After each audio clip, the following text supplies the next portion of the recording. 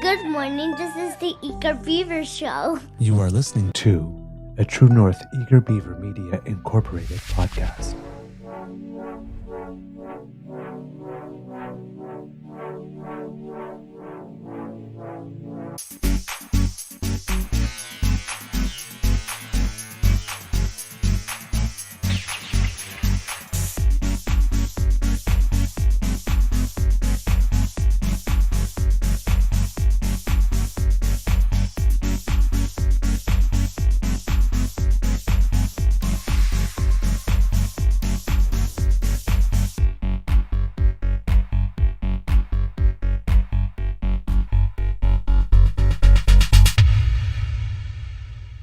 The True North Eager Beaver podcasts are proudly brought to you by our founding sponsors, the Misfit Mysteries from Corvid Moon Publishing, your source for science fiction, fantasy, and cozy mysteries featuring a broad diversity of characters, CanadianTarot.com, your uniquely Canadian online eclectic tarot community, and the Peppermaster, hot pepper sauces made from farm-fresh ingredients to thrill your taste buds and expand your mind.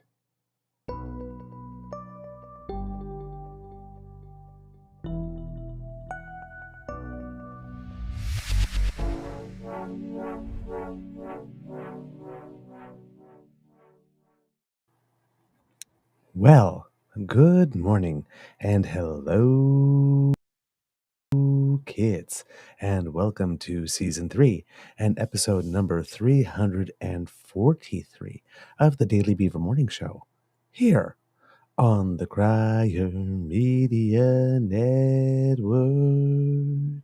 Yeah. Today, recording day is Thursday, March 21st, 2024. And it is going to be a cool day here at the Beaver Lodge. Temperatures below zero, at least until Sunday, according to the Weather Network. And, well, yesterday around the end of the day, we did have a little bit of sun that popped up to try to make the day a little bright, which was actually really appreciated. So hopefully we'll have some sun today as well, too. I'm your host, the Eager Beaver, pronouns he, him, hey, Mr. Beaver A. And with me, as always, as you can see, is my dear friend, Mr. Grizzly. Big thank you goes to our podcast's founding sponsors, the Peppermaster, the Misfit Mysteries from Corvid Moon Publishing, and CanadianTarot.com. We have a little bit of a nibble for you today, but before we do anything else, let's do the most important thing we do on the show, and that's ask Mr. Grizzly, how's your mental health doing today, sir? Well, Mr. Beaver, my mental health, it's at this moment in time, right now, while we're sitting here chatting, as I stare into the camera, fed all the kits and cubs, I'm feeling good. I'm feeling good. When I woke up, that was another story. It's been a couple of nights of vivid, bizarre, twisted, warped ass dreams that don't enable me to get a proper night's sleep because they're so vivid and wicked. And I wake up, every muscle is tensed and I'm sweating, which is probably why I'm still so thin and lean at my age, because I haven't been to the gym in a while and I can't run because my knees are shot. But woke up feeling existential dread, anguish, anxiety, everything is horrible. And after, take a few minutes to wake up and come out of the dreamlike state that I was in, starting to feel better minute by minute. And, took the doggo out. It's minus 18 with the wind chill in downtown Ottawa right now. So we weren't out long. She saw an Irish wolfhound across the street and started to whine a little bit. So I scolded her, made her sit because I'm disciplining her so she doesn't chase after dogs. And she was shivering, but it wasn't for excitement. It was because it was cold. I'm like, all right, silly, let's go in now. And she just sort of looks at me like, yeah. So anyway, my mental health is pretty good right now. Wasn't when I woke up, but it's good right now. So let's run with that. How about yourself? Doggos make everything better. Yeah, well, they do. Yeah. I am... my mental health is good. I am... I have 2 consecutive days off rehearsal. Oh, good. Which I'm actually really quite happy about because I am so freaking tired.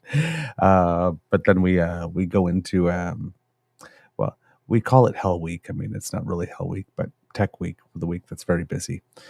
So Saturday's rehearsal is going to be very, very, very long because we get the theater on Saturday, I think, and that's when we have to build the whole Right. set on the stage. And Wednesday is dress rehearsal with audience. So we don't have a lot of nights in the space because you still got to do your cue to Mhm, cue. mhm. You have to do your and your technical cues. So make sure that your lights and sounds are coming on at the same time, and then your transitions are happening at the right time. And then you want to hopefully try to do 2 or 3 runs on the stage in costume before you have opening night with so it's gonna be long. And you wanted there's a couple of fight scenes and whatnot, and you want to practice them on the actual stage with the proper spacing and whatnot to make sure, nobody falls on Right. somebody or you don't trip over a prop and all that kind of stuff. So and then of course, because it's a musical, we're gonna have the Britney Spears Madonna Yep, mics, yeah, the the head ones that are mics. glued Yep. to us. So you got to test all of those. So there's well over 20 of us, so a mic test for everyone is if you put about 5 minutes for everybody's test. Let's say there's 25 of you. That's a lot of minutes. Now we don't all go in a room and stand there and go one by one and have nothing else going on. There's other things going on, and you get pulled out for a Mhm. couple of minutes. But there's going to be like lots of stations where things are going to go on. And there's going to be a lot of hurry up and wait, and there's going to be a lot of time that you're going to be asked to be at 2 different places at once. You're going to go, no, somebody else has got to go before me. I'm already with costumes. Thank you. Yeah. So yeah, uh, so that part is getting busy, but there's also a bit of a light at the end of the tunnel aspect, and our show is over 90% Oh, sold. awesome. All the seats for all the shows, 90% Awesome. sold. So we might completely sell out, which is pretty exciting because um, theater is Mhm. fun, but I've been in musicals where one night we performed for a packed house of Right. 200, and the very, very next night it was like 6. And you have to put the same amount of, yeah, whether you're performing for 6 or I understand 200. And that. when you're performing for 6, I understand that the 6 in the crowd are very, Oh, very yeah. grateful when you put everything you've got into it. And there's only 6 because they know there's only 6 on the table in the theater too, and they try to cheer loud enough to compensate. But you on stage, you really feel that Well, you gotta it's remember there's only so much energy the that old comes adage back. from Gene Simmons, and, Gene Simmons, take his commentary with a grain of salt sometimes, but this one I've always taken to heart because it's meaningful, truthful, actual, and should be applied. Whether there's 10 people or 100,000, always give it your all, Yep. no matter what, because Oh, every yeah. one of them will appreciate it, and here's the thing, you'll appreciate it too, because those 10 Oh, people yeah. will respond with joy and gratitude the same way 100,000 would. It's just a little bit Oh, yeah. quieter. That's all. Yep. And I almost always come out after the show, try to get out of my last costume as fast as possible, put something on and go out to talk to the people that came up to Mhm. see it and, thank them for coming. Because, just like I do over here at the end of the show when I say the gift of your attention is the most important Exactly. gift. If you don't come and see the play, what do we Yeah, do it for?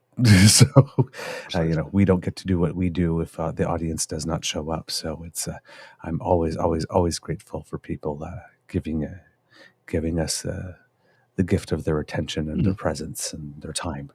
Because, it's not like there aren't a multiplicity of other choices people could be making. So I'm looking at just a sort of sidebar here. I'm looking at the chat, and people are talking about their age. 48, I'm 49, I'm 50, I'm 60, and blah blah blah. Mhm. And all I'm thinking is the old statement of if you meet somebody over the age of 45 out on a weeknight after 9 p.m., they've definitely had a nap that day. It's Yep. true. It's so true. Yep.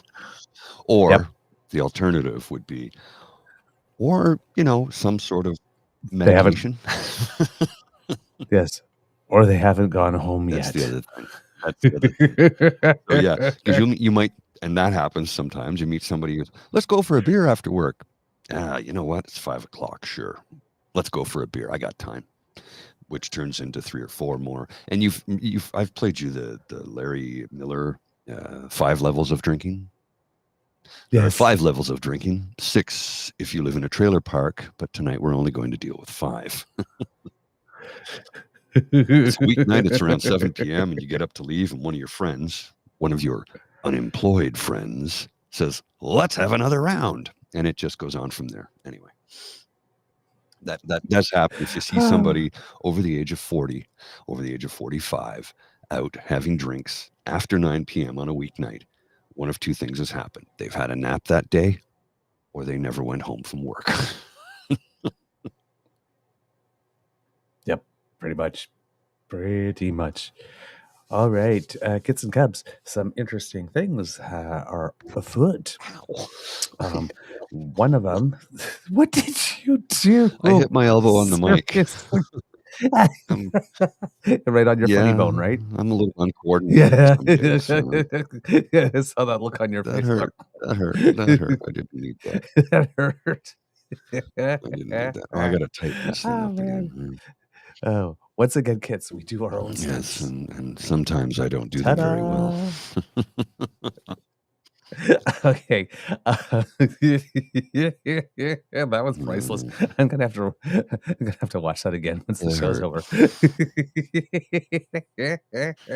So Okay. if you just before we get started, if you are watching on any one of the platforms available to you and you want to join in the chat with the damn fam, if you look at the screen right now, you'll see www.youtube.com/@TrueNorthEagerBeaverMedia.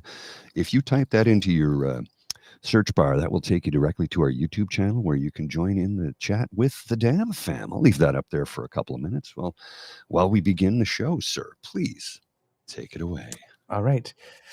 Well, you often hear us on the show, well, me in particular, make comments about how the federal Conservatives, in particular their leader, tends to abuse of the parliamentary process and thus of all the tax dollars we put in to ensure that it operates smoothly as PR opportunities. And I had mentioned some stuff, but you, Mr. Grizzly, took some time yesterday to watch Question Period, and you may have noticed specifically what it was I was talking about when I said that the Conservatives use Question Period as a PR and opportunity and media availability stuff, and use their media availabilities as opportunities to debate, rather than the other way around. So he would rather debate the journalists at his press availabilities than debate anyone anywhere, really, because remember, he paid to get out of the debate for the leadership. Yes. And yesterday we saw a little bit on this hour's 22 minutes why it is that he might do that, because he's not very good on his feet, particularly coming up with clapbacks. I have the 22 minutes clip for later too, by the way. Yes. And then we talked about him taking his questions and clipping the part where he asks the question but never showing the answer. And he does a lot of posing and preening and waving his arms and pointing fingers and stuff while he asks the questions. And then he circulates them as media stuff. And then, of course, with those media clips, he, explains how it is that the Conservatives are the victim of everything today, and why it is you should be mad about it, and why it is that it's everybody on the left's fault, and particularly the Prime Minister's fault, and then asks for your data and asks you to open your wallet. Every time. Never fails. But yesterday you actually took some time to watch Question Period, and you saw exactly how bad it is. Brutal. Please, for the kits who have not been able to tune in for a little while or have just been too discouraged to tune in for a little while, please explain what happens when Question Period happens and Conservatives start asking questions. Mr. Well, Bissett. To begin with, I believe it was Tim Uppel. I could be incorrect. Okay, because I didn't catch the name when I clicked it on, and he was out there saying rather inflammatory things and spewing lies. And the lies he was spewing was, when are they going to end this coalition? okay, for the umpteenth freaking time, it is not, by definition, a coalition. It is not a coalition And they in know any it. term. It's a supply and confidence agreement. If it was a coalition, you would have NDP members of parliament in Liberal cabinet. That would be a coalition. This is not a coalition. It's a supply and confidence agreement, number one.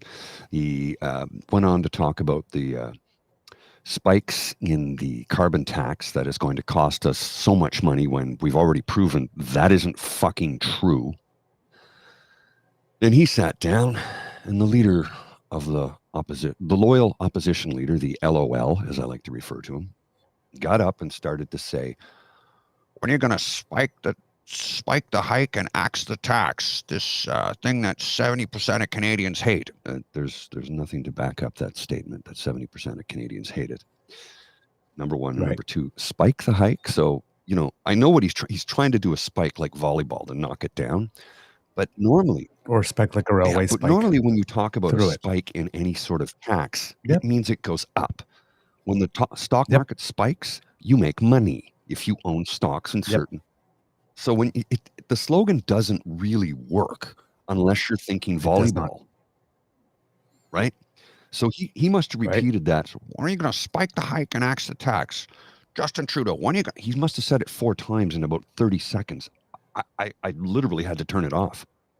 I watched the portion in French when he didn't repeat himself so much. And the portion in French, I was able to understand most of it, so that was okay.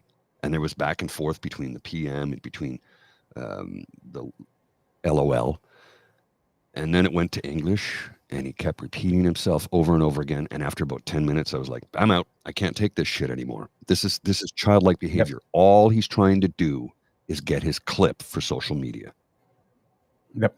Every single intervention from a Conservative MP is marketing branded.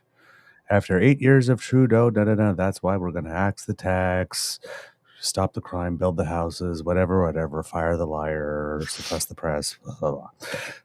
Like this, and then it ends somewhere in there. Justin Trudeau's not worth the cost. But those 3 things figure in absolutely every statement, and I think they only have like a minute and a half, like to ask the question, but they fit in those 3 things first. Everyone, so every single MP has a clip that they can use. Oh yeah, it's just brutal. I mean, even the former leader, Aaron O'Toole, who I was not a big fan of, but he said you cannot govern by social media.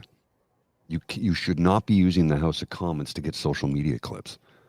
I respect him on that because he's right. This is not good for democracy, what this party is doing. It's not.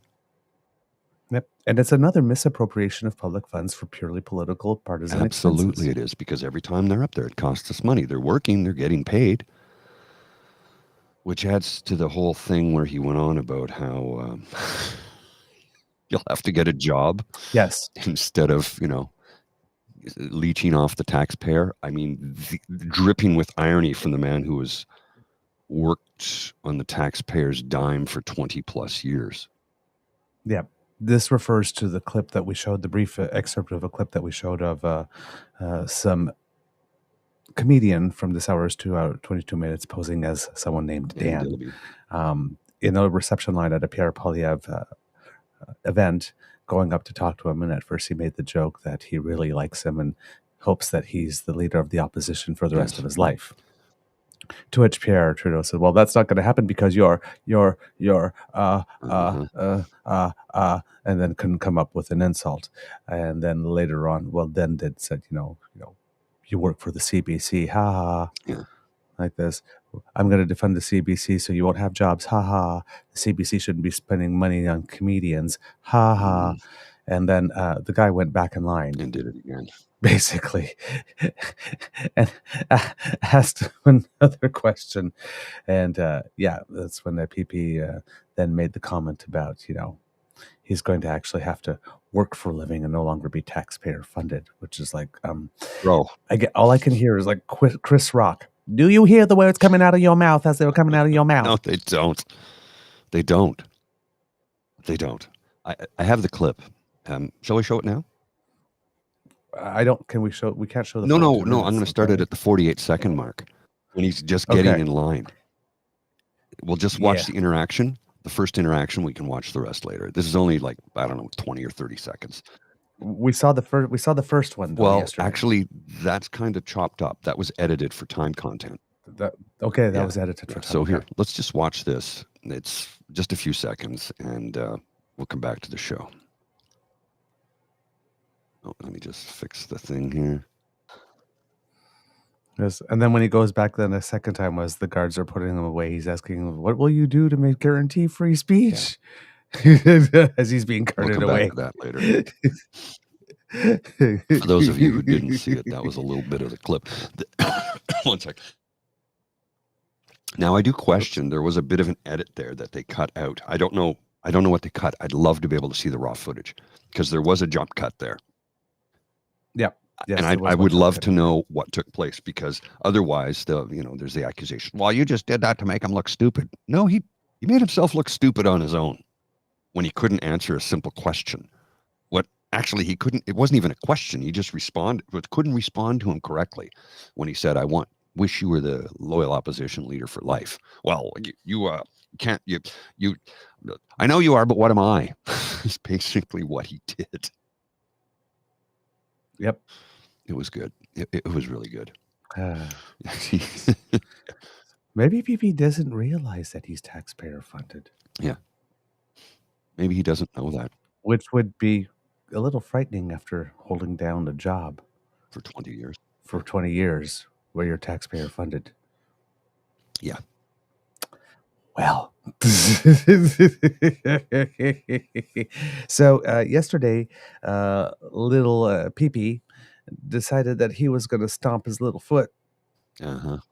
And tried to pass a motion yesterday that he declared to be a confidence motion about axing the carbon tax. And of course, that did not work for him, as everybody could have told him that he was just wasting an opposition day on that. And of course, the Greens and the NDP and the Bloc voted alongside with the Liberals to maintain carbon regulatory pricing. So since that didn't work, he's got a second opposition day, which is today, where he's just going to pass a straight up non-confidence motion, which again is not going to succeed.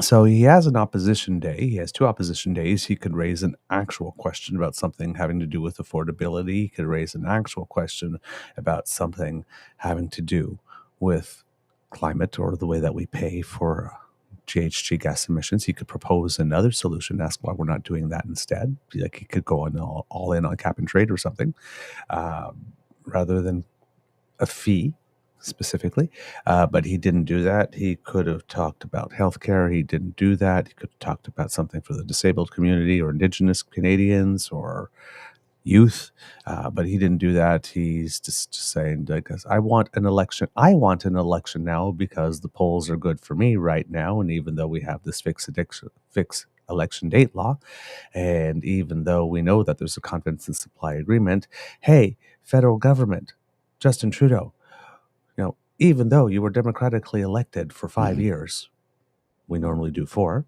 but technically a full term is 5 in Canada.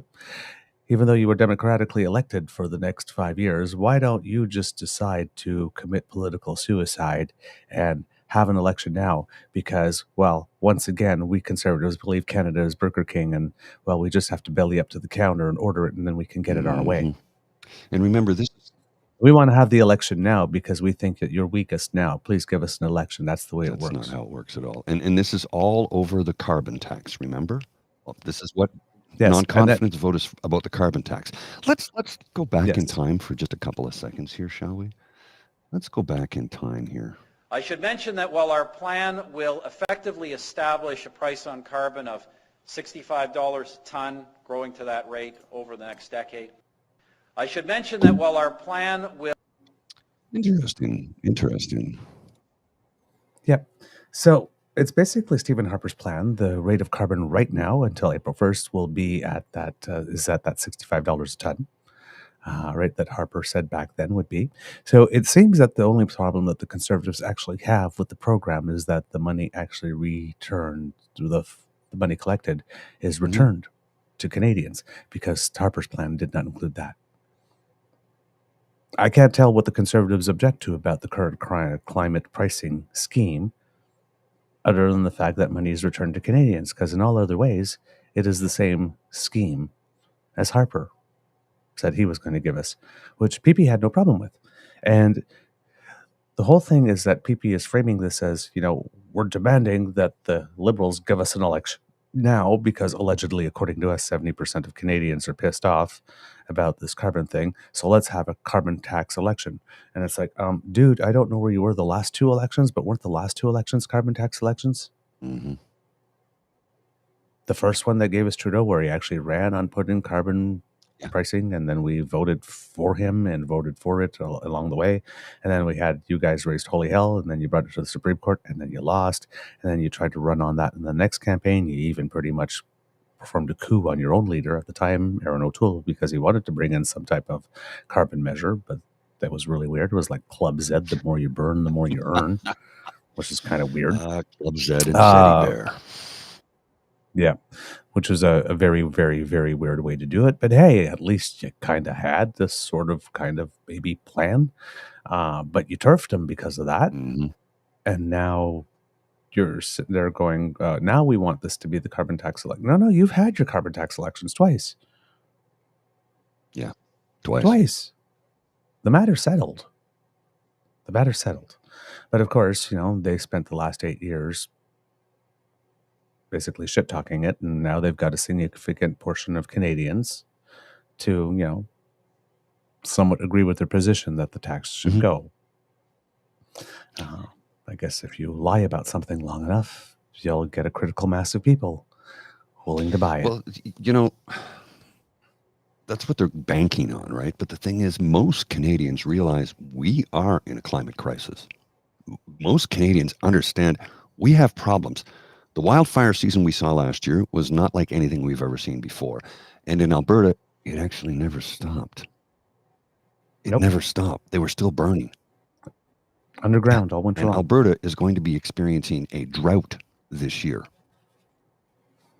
So, there's about almost 5 million people in Alberta, and I think the vast majority of them recognize we have a huge freaking problem here, because cattle will stop dropping dead in the fields when all they're inhaling is smoke. You're going to put them all in the barn and filter the barn? I've been in a few barns in my day. Most of them aren't exactly what we'd call air friendly. And we all want free-range grass-fed beef. Well, not all of us, but millions of people do. Well, when there's no grass because of the drought and they're dropping dead because of the smoke,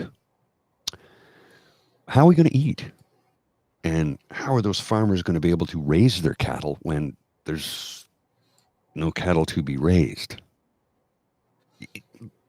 Most people understand the bigger picture here. And the idea behind the greenhouse gas emissions that Harper came up with was those who emit the most will have to pay a tax on it. So the incentive is to, and it goes back to, it's the same thing with the 90% tax levy over a certain income that Eisenhower enacted in the 50s. The idea is, if you don't want to pay the tax, well, you clean up so you emit less carbon. So as a result, you don't have to pay the tax. It's an incentive to make you clean up your act so you don't pay it. The idea was if you earn more than, I'll say, $100 million, anything over $100 million would be taxed at the 90th percentile. So what you did to reduce your tax payment was you invested into the company. You created programs for your employees like pension plans and daycare. Well, maybe not in the 50s and 60s daycare, but pension plans, healthcare plans, paid vacation. These things were not a thing in the 60s, in the 50s. I mean, we didn't get 2 weeks mandatory paid vacation in Canada until Lester B. Pearson enacted it in, 1968? So the idea behind the greenhouse gas emissions tax or the carbon tax or the carbon regulatory recovery fee is for you to clean up your act. So if you bring your emissions below a certain target, you don't pay the tax. But they refuse to talk about that. They refuse to acknowledge the fact that this program is designed to improve your life. And most Canadians, over 70%, get more back than they pay into it. And that is a fact. Plain and simple. Mm-hmm. And when the price on CO2 goes up, so does the rebate. Yeah, exactly. Yeah. So he's going to hold his vote. It's going to fail. And then he's going to send out a ton of fundraising letters stating how, the Liberal NDP coalition, without mentioning the fact that the Bloc and the Greens also voted against them. So it's pretty much everybody in the House except us, which maybe should cause us to wonder, given the number of times that it happens, maybe we're wrong. I don't know. If I had a minimum of self-awareness and if I was in an august body that was meant to, debate things, and I consistently, over about 8 years in a row, was always on the losing side of every vote, I'd, maybe not in public because I might have pride, but I might, quietly and discreetly make my way to the men's bathroom, and I might go into a stall and might give my armpits a bit of a sniff and just wonder, maybe it's me. Maybe it's me. It's like, if we had just a two-party system, I mean, a lot of people will argue that we do, but if we literally only had a two-party system like the United States with only two parties represented in the House, it would be easier for me to convince myself that the other people are wrong and that I'm right. But we have 5 parties represented in the House. And when 4 parties keep on voting one way, and you have no friends, and nobody to work with, and nobody who really wants to work with you either, because you kind of give off these vibes, creepy vibes. Wow. I would wonder if maybe it's time for a little introspection from them. Oh, come now. No. Anything bad that happens in the world, somebody else did. Anything good that happens in the world, it just happened, or we did it. Yeah. As evidenced by Jagmeet, who always takes credit for things that he says he did when he couldn't have done it on his own. And the things that he's forced everyone to do because he's such an intimidating figure. Well, look, I'm sure if we I wasn't going to pass dental care, but now that you've given me that look, ooh. Look, I guess you forced my hand. I have no doubt he can kick my ass 9 ways to Sunday because he is a martial artist, right? That's not up for debate. But he doesn't have the seats or the power to actually make these things happen without the Liberals initiating it. Nope. So, he only has the seats to persuade or put it on the order paper. But it's like, he's not forcing. And again, like this, he's saying that again with the military thing. It's like the Israel motion. It's like we forced the federal government to not sell arms. And it's like, well, the way I see it is that you had a motion that was called recognizing a Palestinian state, and the Liberals came in with amendments to 7 of the 9 portions of it, and the portion about distinctly or specifically recognizing the state was sort of soft pedaled there, and you claimed you forced them. Seems that you really wanted to win on this motion, and you were willing to bend on anything that the party that you needed to get your motion to pass, so that you can go to all your party stalwarts with a fundraising letter saying, "Hey, look, we forced them to do this. Send us money," because that's also what's happening here. Let's be honest, right? Hey, we're still relevant. Yes. I'm in the back left-hand corner of the class where the teacher never sees me because she always looks right to left first. But I'm here. Hey, I forced you to teach us new math. Hey, that was us. Anybody? That was us. Well, I love this statement here. It's like the teacher still had to agree to teach it. I love this statement from Cassie, a farmer in Manitoba. If Pierre Poilievre scraps the carbon tax, it won't reduce grocery prices, as farmers' input costs are up 25% the last 4 years. We don't set grain prices. That's the grain buyers and the large grocers like Galen gouging. And you're right. Mm-hmm. Yep. You're right. And this is something that, well, they'll never talk about because, well, he can't upset his donor overlords. Look, every single politician, every single political party is on the hook for something to somebody somewhere, because you don't get to that position without having to make backroom deals and agreements that with people that you probably wouldn't want to have a cup of coffee with, but people who are in positions of power can help you get to that level. So everybody is compromised to some degree or another. Period. Indeed. Period. Indeed. And speaking about our food producers, because we've spoken about our farmers, but if we're speaking about our fishers as well, in Newfoundland and Labrador, there are hundreds of angry fishermen who have blocked the entrance to the legislature in St. John's, Newfoundland over yesterday because they're protesting against regulations. I'm guessing these are provincial regulations in this case on where they could sell their catches. They want regulatory changes to allow for more competition and better distribution of catches, not just the lucrative snow crab catch. The fishermen had been showing up in the legislature for about 3 weeks prior to this, but yesterday a whole bunch of people showed up, but they blocked access to members of the legislature in terms of getting into it. The Royal Newfoundland Constabulary was brought in to help people get inside, and the confrontation did force the federal government to delay the introduction of his budget, which was supposed to happen yesterday. Organizer John Efford said, "We have no competition now. The 5-6 big companies now who've bought up and shut down all the smaller plants that are around now over the last 10 to 15 years have divvied up the quotas." So they're looking for some fairer regulations so that they can actually get paid what they are worth, much like our farmers probably. So keep your eye on that if you're out there. And yes, kids, again, you may have seen the guest in our house, the fly, seems to have a particular fond affection for me today. He just wants to be close to me. Okay. It seems. Other news that we have going on because the Arrive can thing. Stirring it up, are you? Stirring it up. Yeah. Stirring up the pot. The Conservatives keep on trying to make Arrive scam happen. Not sure how well it's working for them.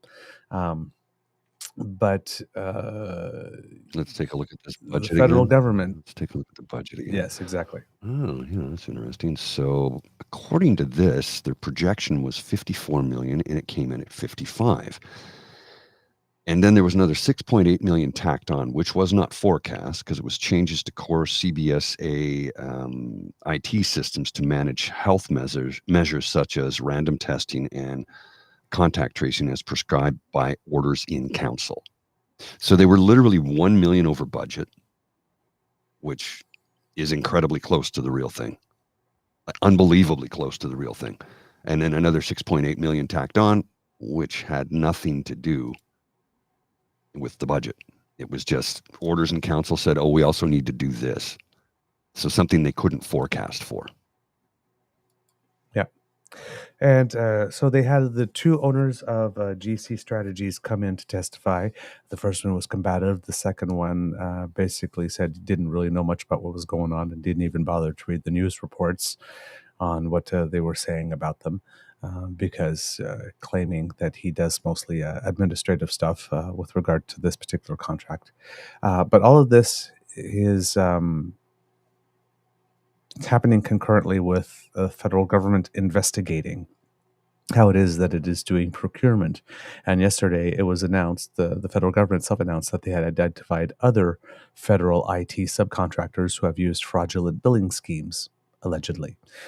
Basically, they were double dipping which is basically charging different departments for work that was done allegedly during the same hours. Interesting. So I'm not sure how you could be doing work for Transport Canada and for Treasury Board at the same time between 2 and 5. Yeah. The same company, stuff like that. So it seems that these type of deals, according to Procurement Canada, has cost the federal government about $5 million. The department hasn't named the individuals, but has confirmed that their security clearance has been revoked and that the case has been referred to the Mounties. Now, with these 3 cases, that makes about 5 cases that have been returned to the Mounties. There's the what's been highlighted with regards to ArriveCan that's being investigated, and it's being investigated at the department level, not at the Prime Minister's office level. But what went on at the department and its contracting with GC Strategies and maybe other subcontractors. I'm not quite sure if it applies to others. Then there was the revelation, rather shocking revelation actually, that the Office of the Auditor General, which had done the review on what was happening with ArriveCan, also had 2 employees in its office that were earning money from government contracts entered into on the side. And they were fired from the office. And the alleged conflict of interest cases there have been also referred to the RCMP. So even in the Auditor General's office, this was happening. And the Auditor General is the office that's supposed to look at these things happening. So clearly, it's a broader problem that's existed for a while, independent of party, and that this particular federal government is going to be doing something about it. The alleged overbilling from the 3 IT companies in question took place between 2018 and 2022. Jean-Yves Duclos, the Minister of Public Services and Procurement, says that the new quote, "This has impacted dozens of departments. The overbilling, therefore, was made in a manner that took advantage of the fact that until recently, when everything was done on paper, it was difficult for departments to coordinate and share that information." So at what time did they say that they were working for you versus working for us? And are we being double dipped, double billed? So now that things are electronic, they can just like tap that in and go, hey, wait a minute. That can't be right.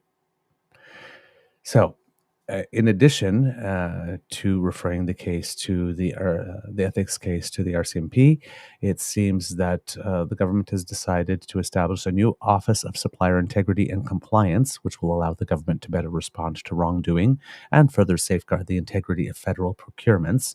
The government will also now require full transparency from suppliers about their use of subcontractors and pricing, because I believe when you were doing the request for bids, you didn't necessarily have to say whether or not you were going to accomplish the work on your own, or whether or not you were just going to subcontract portions of the work to other people and just manage it.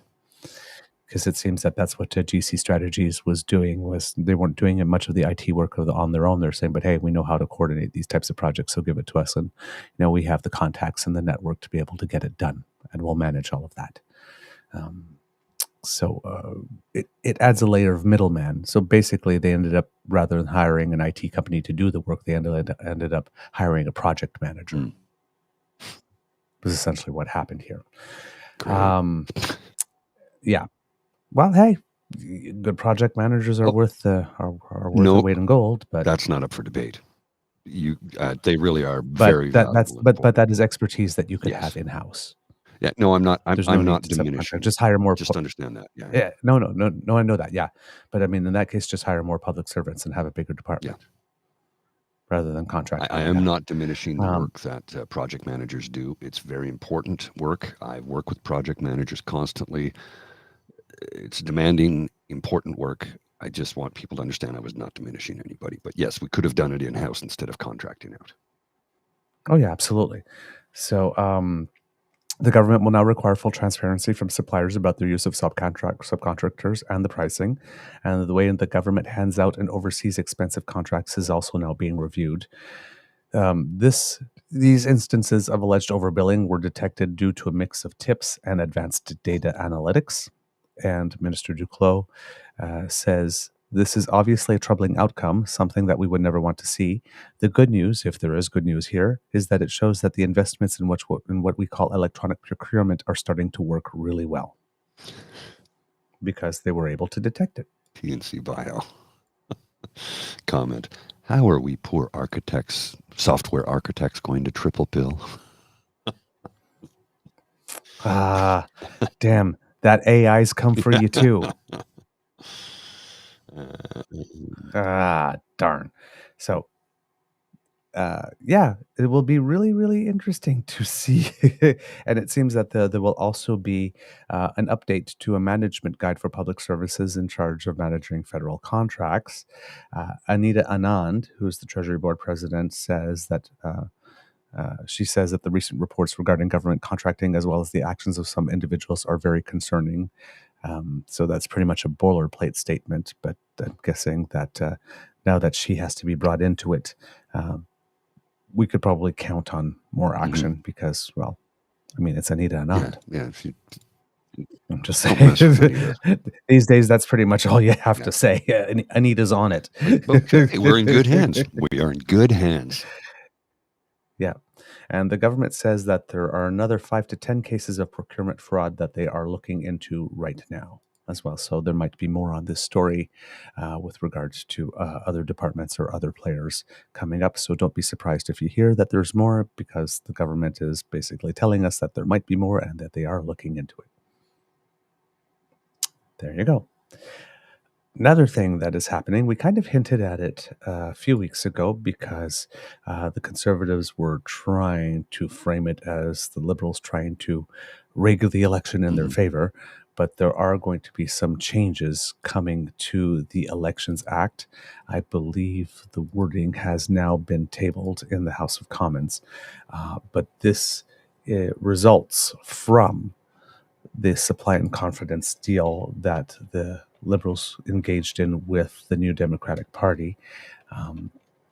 We hear about the pharmacare and the dental care and the anti-scab legislation more than anything else, because those were the big ticket items. But I think there were something like 31 different items, if I'm not mistaken, that they had agreed to work on in various ways. And one of them was making elections more accessible for Canadians.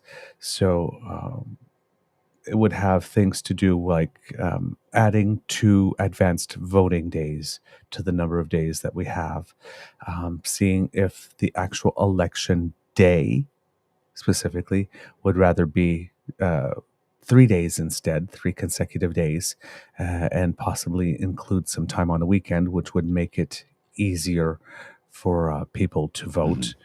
It looks like that these types of measures do have full support from all of the parties, except, again, from the Conservatives. I believe that there was also going to be some measures to make it such that mail-in voting was better circumscribed. So those are some of the main elements of what's going to be known as Bill C-65. It delays 2 key aspects of the supply and confidence agreement, however. One, so spreading the official election day over 3 days and allowing voters to vote at any polling station in their riding. Yes, it looks like they're going to do that, but this may be in place not for the upcoming election, but the one following that. I'm not sure if after talking with Elections Canada, they said that would be too difficult to do in the amount of time that they have left, because Elections Canada does need a certain amount of lead time. And it's a big undertaking. Because when we... Yes. Well, because when we were talking about maybe changing the way that we vote in the government's first term, Elections Canada had made it very clear to the federal government that they needed the decision about what they were going to do, if they were going to do anything, about 2 years before the election, so that they could, for example, in proportional representation, we might have had different electoral boundaries, or because we would have had certain seats that are not necessarily tied to an electoral district, the balancing out seats, that they would need to have a special ballot design, and maybe some electoral districts were drawn in order to be able to have an election under that system. Under ranked balloting, we could have kept the same electoral boundaries, but we would have needed a different ballot. And maybe to hire different people for the counting. because the count happens in a different way and it's more involved and you count more often, so therefore you might need more people. But Elections Canada has to arrange all the logistics around that, so they do need some lead time. It's not a decision you can make 2 months before the election and say, here, Elections Canada, make it happen. Yeah, it's a massive undertaking. It's a lot of work, requires more bodies. But the thing is, it will be better for democracy in the end. There are some countries that actually have a holiday on the day of the election. And I saw people yesterday commenting online, well, this is ridiculous. I'm like, why is it ridiculous? Well, your employer has to give you 4 hours off to go and vote. Right, yes, because a service industry worker who basically relies on tips to feed and clothe themselves can leave in the middle of a shift to take 4 hours off to go and vote. And what if they commute into their job, so their commute back and forth takes 90 minutes without traffic, and they have to take basically an hour and a half out of their day to travel to get and stand in line to vote? The 4-hour window might have been good 50, 60 years ago. It's not enough today. It isn't. Oh, no. Yeah, we have more people that work at all different hours of the day now, more people that are self-employed, and more people. It's a 24-hour, 7-day-a-week world, right? Yeah, indeed. Yeah. I mean, if you're self-employed, you're your own employer. You have to give yourself time off. Well, and what about the shift worker who works the midnight to 6 a.m. shift? Right. Exactly.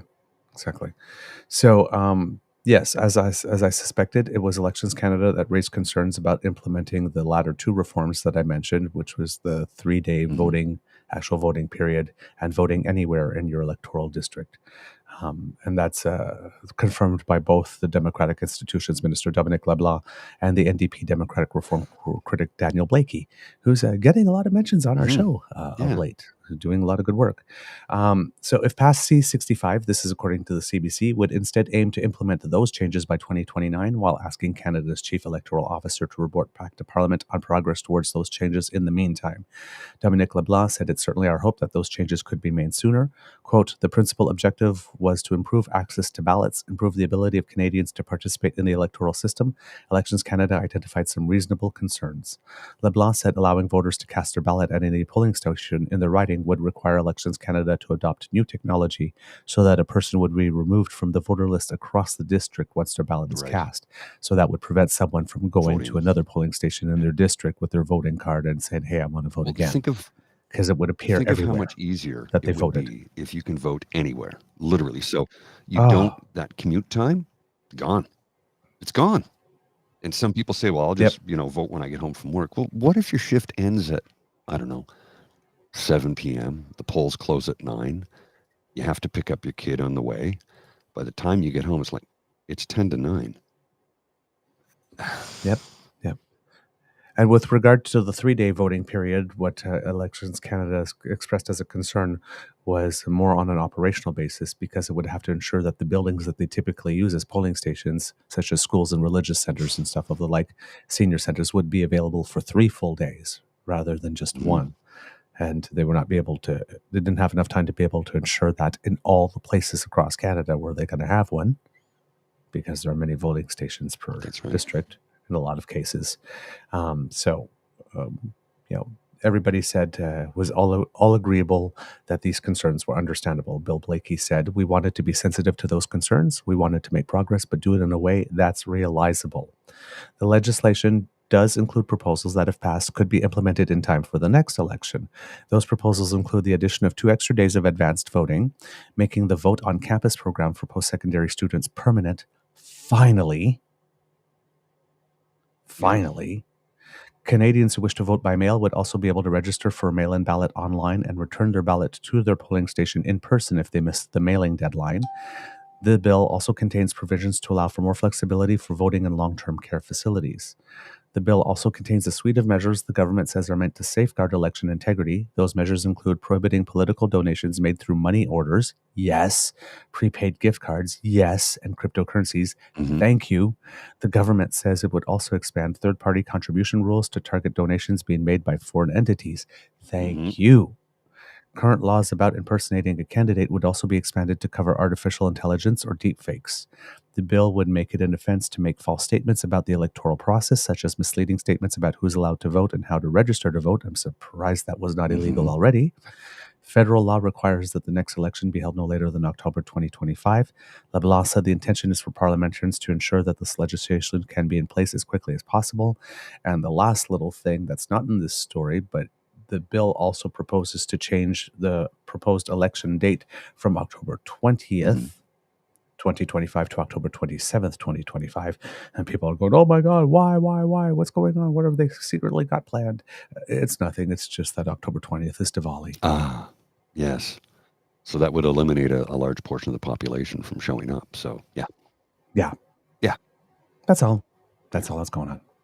So no big conspiracy, no attempt to rig the elections in favor. It's just making it sure that there's more advanced voting days and mail-in voting is better circumscribed. And This is a good thing for looking at maybe democracy. giving us more voting days in the future and making it easier to vote at any polling station in our electoral district. And that wouldn't be, pardon me, something Oh, in my my throat goodness again. gracious me. Well, that's a terrible thing.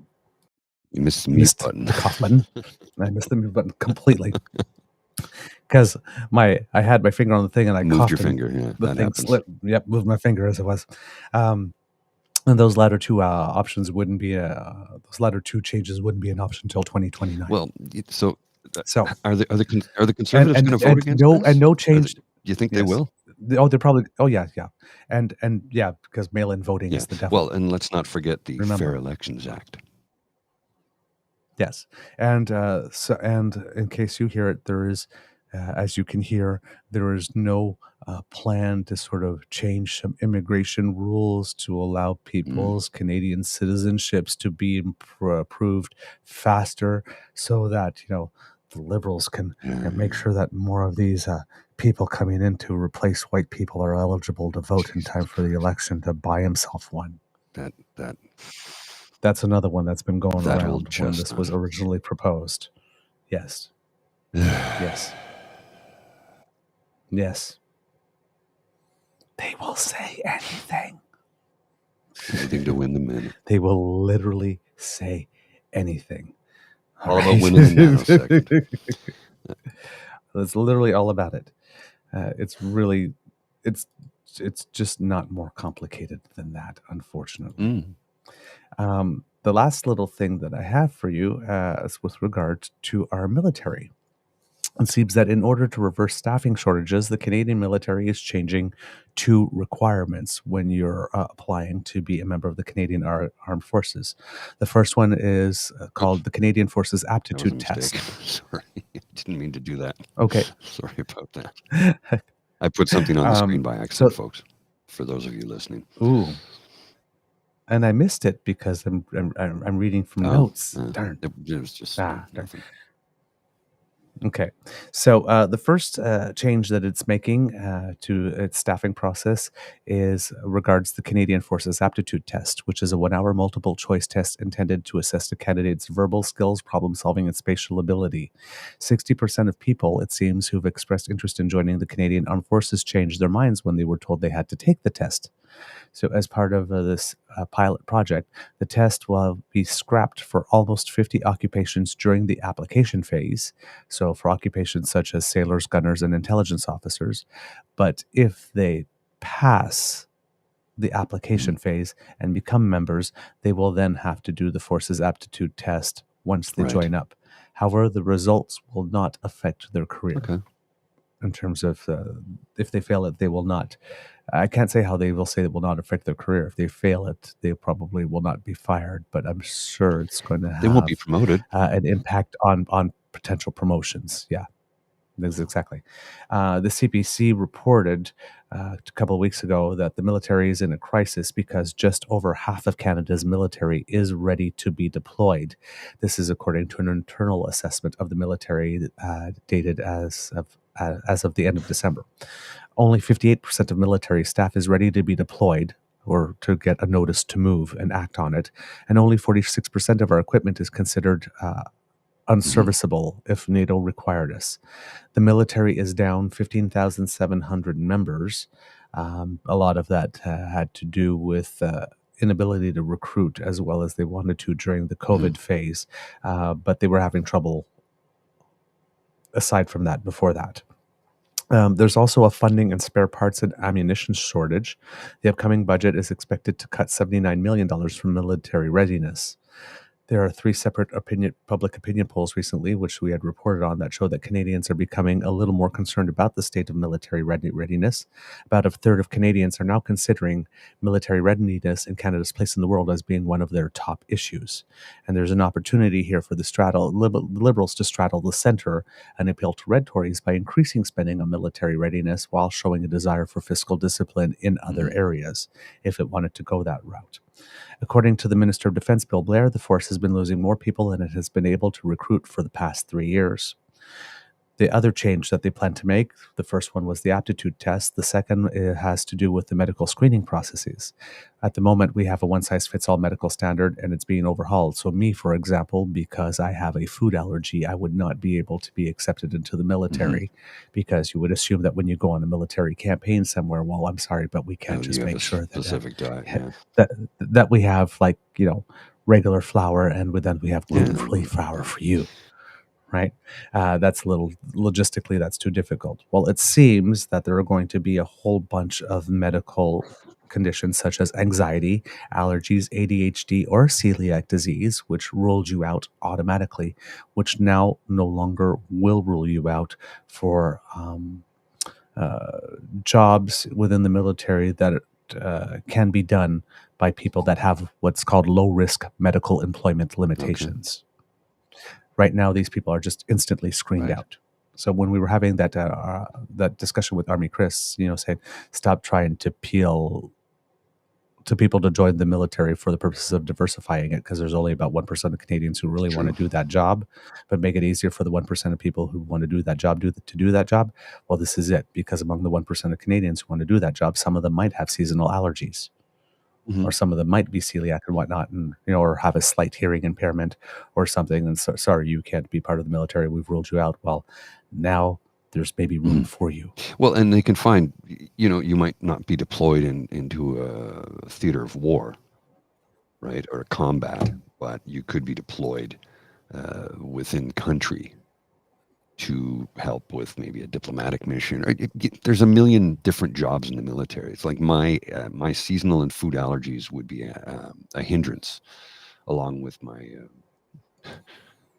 mental health. Right? Let's not give a gun to a guy who has severe depression and anxiety. Yes. You might tick more than one box. I know I would. The funny part is, though, the physical fitness and readiness part, no problem. I can ace that. Yep. The ability to think on your feet and adapt and overcome. I can do that. But I do have other limitations nope, sorry. The looking sharp in a uniform part, I can manage. Well, PNC Bio says right here, there are a million non-combat roles, and he's correct. There are so many non-combat roles. But again, they're ruling out people who could be helpful to the military who are not necessarily in a combat position, right? Yep, exactly. And it looks like the Defense Department is going to establish an interdisciplinary working group actively looking at other ways to attract candidates as well, or maybe that it already has one established. And so they're looking at other ways because previously they had announced things like, for example, if you had a pierced ear in your male, you could probably keep that now. And they were allowing women to not only have to wear the skirt, they could wear the pants if they wanted, and all that type of stuff. Men being able to have slightly longer hair and all those other things as well. In my case, I'd probably get pushed right into 76 Com group because I've worked with them for almost 30 years. Exactly. And we're not the only country that's having some military considerations. Russia, as we announced that it's going to now spend 6% of its GDP on the military, with a view to increase personnel by 30% to 1.5 million units. And in Denmark, Danish Prime Minister Mette Frederiksen has stated that she wants to expand conscription to include women. in Denmark and increased the time of mandatory service from 4 months to 11 months. Currently, women who volunteer for service constitute 25% of the military in Denmark, and this change would likely take effect in 2026. Cool. Well, so full gender equality. Denmark's a good country. It's a good place. Scandinavian, for those of you who don't understand Scandinavian. And just forward-thinking, gender balance, just a good place. A good place. Yep. Mr. Grizzly, we do have indeed, a show? Sir. All right, kids and cubs, that's the end of this episode of the Daily Beaver Morning Show. We hope that you love listening to us because we love making this for you. And because sharing is caring and word of mouth is priceless, and you have the mouths from which we want the word to be spread. Kids and cubs, please tell your peeps and poops all about us. It does us a world of good. We really appreciate it when you do, and we thank you for all the effort that you do and help promoting us and making sure that other people do tune in. Thank you so very much. It's a good thing that you do. And if you do not want to miss an episode, well, you do not have to. No. Thanks to the Ray Girl, a member of our wonderful and beautiful Damn Fam, who sponsors our pod page site. So if you scan that QR code that is underneath my chin, that will bring you directly there. And if you are listening, you go to podpage.com/TheTrueNorthEagerBeaver, lowercase letters with a hyphen between each one of those words. And if you click subscribe there, when we have something fresh off the bandwidth, it will come directly to you. If you would like to support us in other ways, then you just have to make like Kit Lane and go to our True North Eager Beaver Media Incorporated YouTube page, where we have buttons for you to do. Hey, what you do with them is your business. But we don't mind it when you tweak our buttons. Kind of makes us happy. Cheeky monkey. Gives us a little warm fuzzy. So if you would like this beaver to feel this beaver's fuzzy to be all warm, well then you click on like, you click on share, and you click on subscribe, and you let us know that you have joined the damn fam, because then we see our numbers go up. See, that's how it works. And every time you see our numbers go up, you get happy beaver, and happy beaver is always Everybody a good thing. likes a happy beaver. Yeah. So like, share, subscribe. Thank you so much. We love it. We love it when you do that. And if you would like to support us in any other ways, Kit Jen, you're being saucy with the emojis. You can go to that QR code that's right by Mr. Grizzly's head right there, and that will bring you to our coffee page, where you will find the Beaver Lodge Emergency Hydration Fund. And there you can contribute a little bit if you've got some toonies and loonies jangling in your pocket, and that will make sure that we remain hydrated to be able to present this show to you. Help us with a hot chocolate or a coffee, or maybe even a Caesar and a Guinness for your favorite Beaver and Grizzly duo. So if you appreciate the work that we do and you appreciate our content, we appreciate hearing from you. If you are not able to donate to the Emergency Hydration Fund, no worries. Don't worry whatsoever, because the gift of your attention is the one that really matters to us. And there's our mascot, Lola, looking so lovely and giving kisses to her human. Good girl. Oh, she's so cute. Good girl. She's such a cutie. I love her so much. I can't wait to meet her. I'm distracted by doggo. Okay, new rule. Nobody cuter than me is allowed on this show. Even I'm sold. Don't lick my earring. Oh man, she's such a cutie. I love love that. to. She just wants to be loved. Just look at that face. Oh, hey there, Whoopi. Hey, Lola. Okay. Because that was an industrial size lick. Oh yeah. Right there. Oh yeah. Okay. All right, sweetheart. All right. Down. So if you make a contribution to our hydration fund at coffee, ko-fi.com/eagerbeaver, lowercase letters with no hyphens in those words and no spaces, just lowercase letters all in one word, we would appreciate it very much. Because democracy is something that you do, please put pen to paper and write those letters to your MPs, your MPPs, your MLAs, your senators, and members of the media.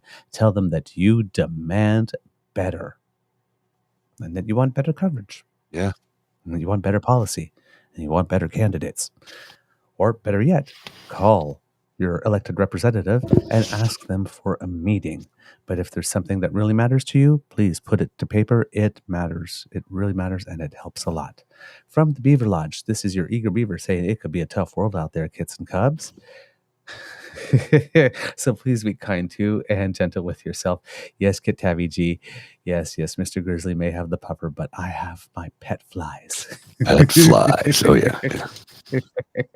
Mr. Grizzly, do you have some words of wisdom for the kits and cubs today? I do. Oops, sorry, my cord is thing here. I do. But I'll let somebody else say it here, so I think you'll enjoy this. Okay.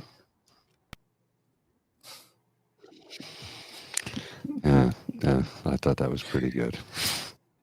Yeah, it got Kitchengo. He had a second chance and still Porky Pigged it. But also notice, right? Like this, he just like literally pushed him aside and then went to shaking the next person's hand because he knew he wasn't going to win the clapback battle the second time. He's not very smart.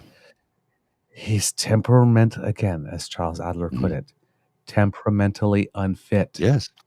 For the job he seeks. Absolutely. All right, gotta go. I gotta get to the office. Roll the credits, please. You are listening to a True North Eager Beaver Media Incorporated podcast. The True North Eager Beaver podcasts are proudly brought to you by our founding sponsors, the Misfit Mysteries from Corvid Moon Publishing, your source for science fiction, fantasy, and cozy mysteries featuring a broad diversity of characters. CanadianTarot.com, their uniquely Canadian online eclectic tarot community, and the Peppermaster, hot pepper sauces made from farm-fresh ingredients to thrill your taste buds and expand your mind. We are grateful to the Crier Media Network for its support, Pete Jarvis for our artwork, and Paul Joseph Something for our opening and closing sequence music.